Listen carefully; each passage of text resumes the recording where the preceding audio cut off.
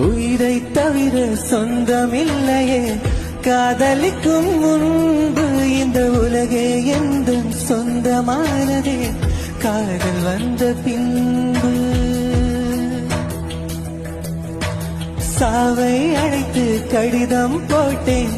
காதலிக்கும் முன்பு ஒரு சாவை புதைக்க சக்தி கேட்கிறேன் காதல் வந்த பின்பு என் குழலை தொடங்கவே இல்லை என் நிலவுக்கு உடனமில்லை கடல் துயில் கொள்வதும் நிலா குணம் கொள்